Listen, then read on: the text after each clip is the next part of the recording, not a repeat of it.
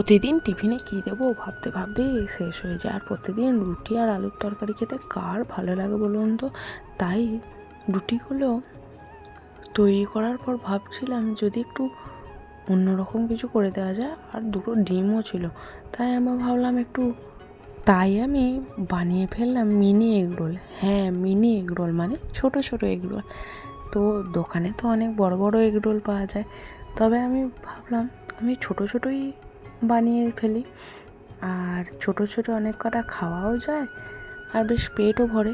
তার জন্য আমি দেখো একটা বাটিতে একটু ধনেপাতা আর নুন নিয়ে ডিমটা ফেটিয়ে নিয়েছিলাম, যাতে মানে একটু কালারিংও হয় রুটিটা, একটু ধনেপাতার যে সবুজ ভাবটা সেটাও যেন চলে আসে পাতাগুলোর জন্য, বেশ ভালো লাগে। তার জন্য আমি রুটিগুলোকে একে একে তেলের মধ্যে সেঁকে নিচ্ছিলাম প্রথমে, যাতে কোনো কাঁচা ভাব না থাকে। আগে তেলে সেঁকে নেওয়ার পরে দেখো আমি দু রকমভাবে তোমাদেরকে করে দেখাচ্ছি। প্রথমে রুটিটা তেলের মধ্যে দিয়ে তার উপরে ডিমটা দিয়ে একটু খুন্তির দিয়ে নাড়িয়ে চাড়িয়ে সবটা চাড়িয়ে দিচ্ছিলাম, দিয়ে এইভাবে উল্টে নিচ্ছিলাম।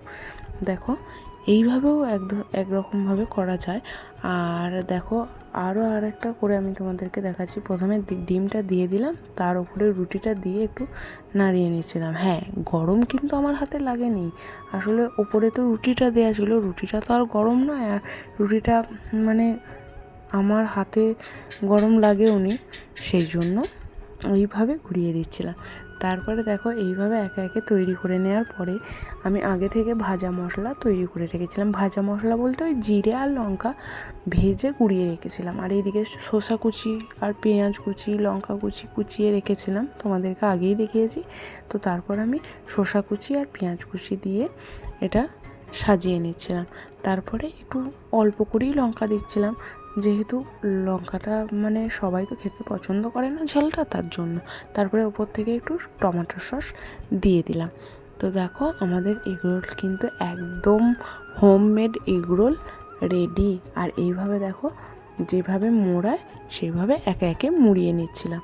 তো এইভাবে আমি 4টে এগরোল বানিয়ে নিয়েছিলাম টিফিনের জন্য। তোমরাও বাড়িতে এইভাবে মিনি রোল বানিয়ে টিফিনে দিতে পারো, তাহলে পেটও ভরবে আর ভালোও লাগবে খেতে। প্রতিদিন একঘেয়েমি রুটি তরকারি থেকে একদম ছুটি। তো ভালো লাগলে অবশ্যই লাইক শেয়ার কমেন্ট করতে একদম ভুলবে না। আর এগুলো তো বাচ্চাদের তো খুব ভালো লাগবে, সন্ধে স্ন্যাক্স হিসেবেও তোমরা এইভাবে বাড়িতে বানিয়ে ট্রাই করতে পারো। আর ভালো লাগলে অবশ্যই কমেন্টে জানাবে। আজকের মতো এখানেই শেষ করলাম।